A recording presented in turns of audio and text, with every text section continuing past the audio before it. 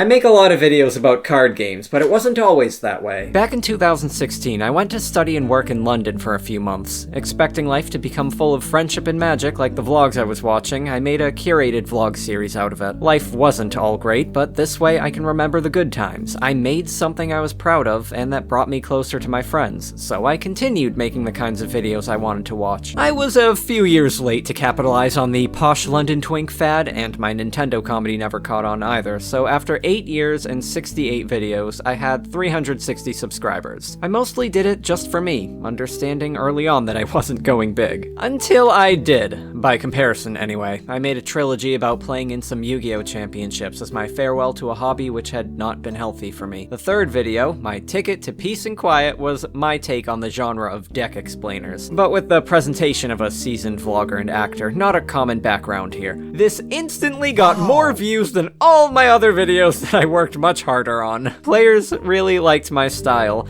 and they wanted more. Facing depressing roadblocks elsewhere in life, I decided to follow this opportunity. No more complacency, no regrets. I was not a Yugituber, nor did I want to be, but this bard had finally found some audience. Just as I'd finally gotten away from this game, I was pulled back in. As a teacher, not a competitor. I no longer had to win every match in order to survive. I could have fun playing this game. Sort of, it was work, but that meant I could emotionally disengage when it got rough.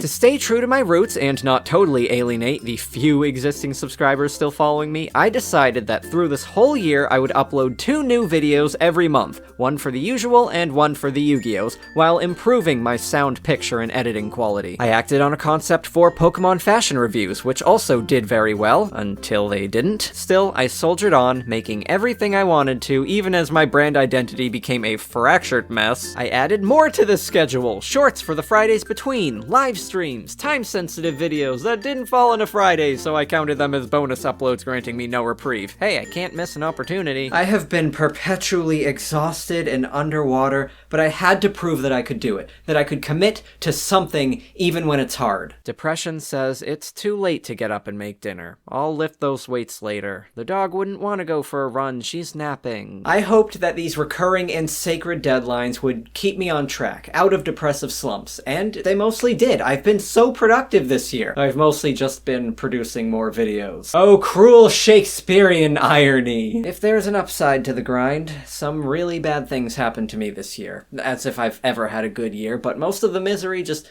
flew right by me because there is no space in this head to dwell on anything but YouTube and fine dining. I don't know if the algorithm actually cares that much about hitting every weekly upload, but I can't take that risk. This could be my only chance to find out where this YouTube thing goes.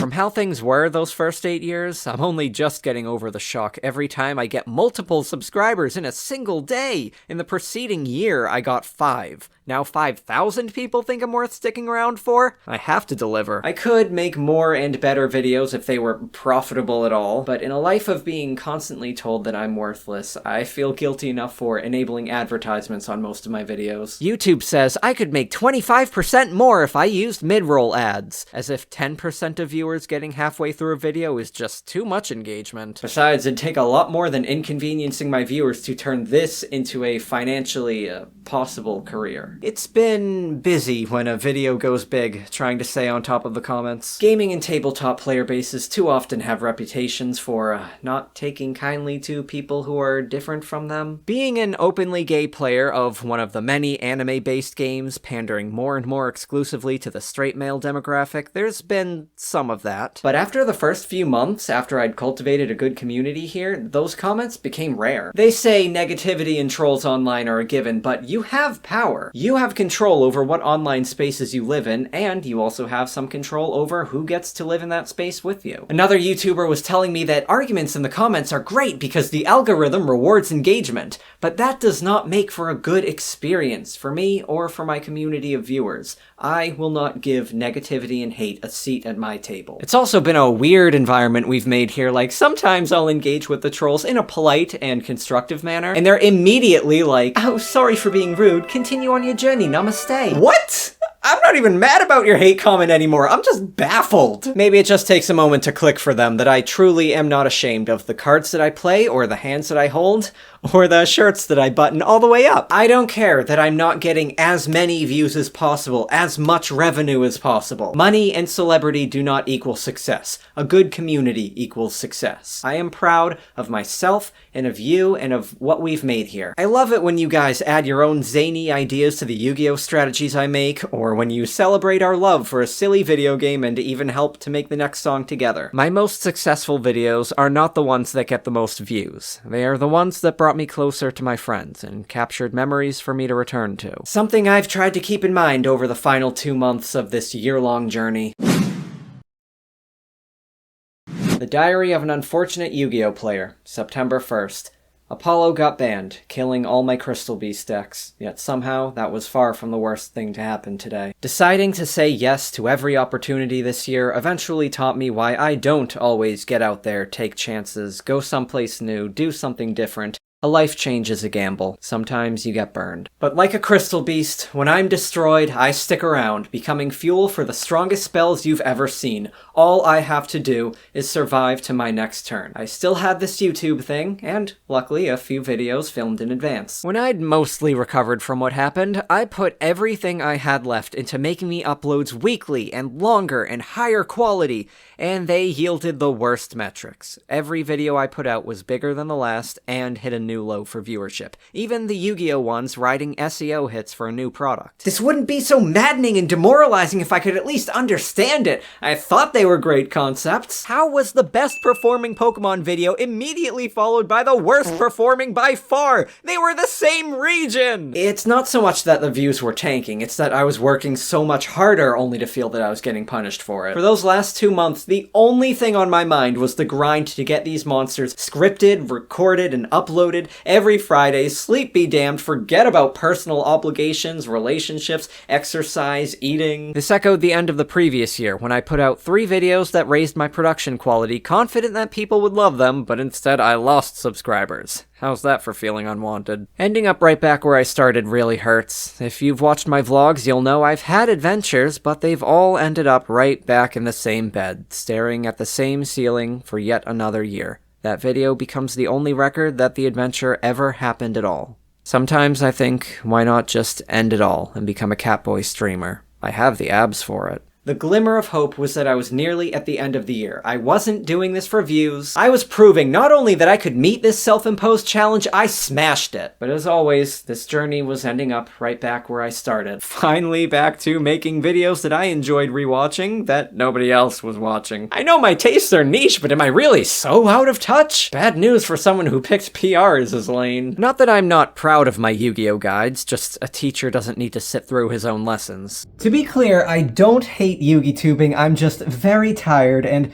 this is close enough to my chosen vocation that it's hard not to take every number personally, even though I know, logically, there is no logic to what gains traction on the social internet. It's almost pure luck. And there are people who make way cooler things than me who get way less attention for it. At the very end, my final video of 2024 revisited the one that started this journey, and well, that happened. Wow. Instantly, YouTube decides it loves me again, but only while I'm talking about Sapphire Surprise. I've been typecast as the crazy combo goblin. Argue in the comments about whether that's deserving. Even if that had flopped, I did it for myself. Even though the rest of my life fell apart, here, I finally found control. I finally found people who accepted what I had to give, finally found people who told me I was worth something. And yet, maybe it's because I'm used to being on a stage with a live audience. I am grateful for everyone who leaves a thoughtful comment. But text on a screen isn't keeping me company. Joe is here sometimes, but then he goes home and I'm alone again. Big number go up as I refresh analytics all day, every day, but at the end of the day, it's the same ceiling.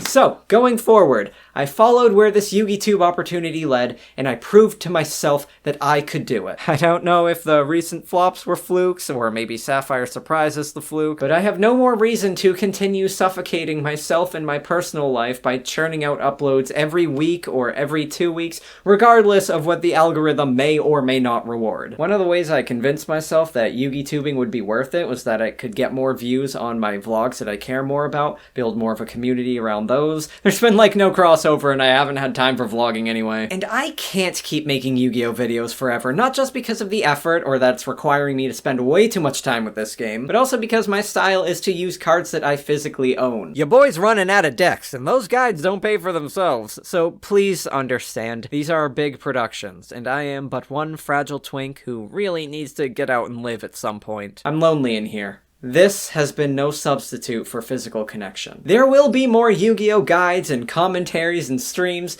I'm just slowing down. But those will end someday, and with them will go 90% of my audience. There will be more Pokemon fashion reviews, more Wander Song covers, more silly vlogs and Let's Plays with friends, even if nobody watches them but us. But someday, those will end too. There are a lot of dead channels in my subscriptions. Vloggers who stopped posting. I don't know why or how they're doing these days.